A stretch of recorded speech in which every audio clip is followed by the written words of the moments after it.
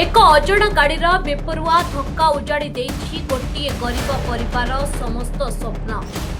परिवार एकमात्र रोजगारिया नरेश कालसाईଙ୍କ अकाल वियोग पर बलांगीर जिलार फूलझरण ग्राम में शोकर छाया खेली जाइछि।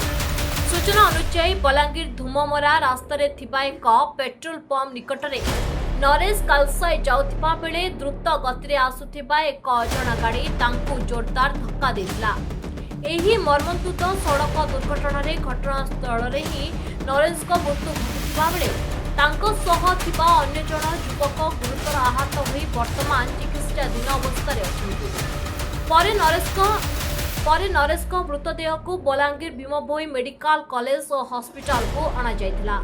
सेठारे शव व्यवच्छेद संपन्न हेबा परे परिवार सदस्य माने पहुंचीबा सह हॉस्पिटल परिसर कांद बोबाड़ी रे भाव विहल होई उठितिला।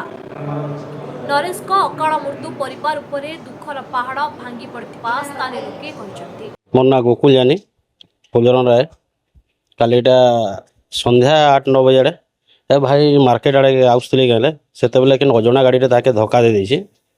से धक्का देवा फल रे ताके तार सेना एक्सपर्ट हो जाइए।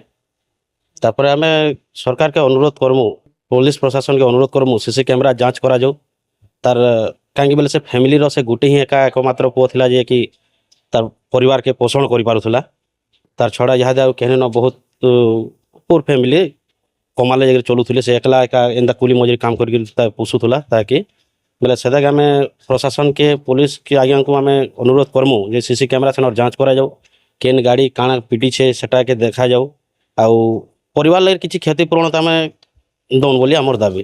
दुर्घटना घटाई फेरार हो जाइथिबा अजଣା गाड़ी को तुरंत ठाब करबा सह दोषी चालकଙ୍କ विरोध में कठोर आईनगत कार्यानुष्ठान ग्रहण करबाकू मृतकଙ୍କ परिवार और स्थानीय बासिंदा माने दाबी करछथि। मोना प्रशांत कालसे मु तार दादा लागमे नरेश कालसे बस पुरे तो हवा सेटा बाइक रे आसुतले आया गाड़ीटा पिटी देछि ताको एटा न बजे घटना एटा धुमा मारा पेट्रोल टाकी सामना रे आपण मने बेले हमें हमको आया पुलिस वाले फोन कले मेडिकल लाइन थिले आ तापर खबर पाने जे हम आसनु तार संगे हम से बंजाटे लागबे से माने थिले नरे मनोज भोए ताकर डैमेज गोड़ भांगी छे आ हाथ फ्रैक्चर होइछि। घटना को नहीं समग्र अंचल में शोकर परिवेश सृष्टि होइतिबा बेले पुलिस मामला रुजु करी फेरार गाड़ीर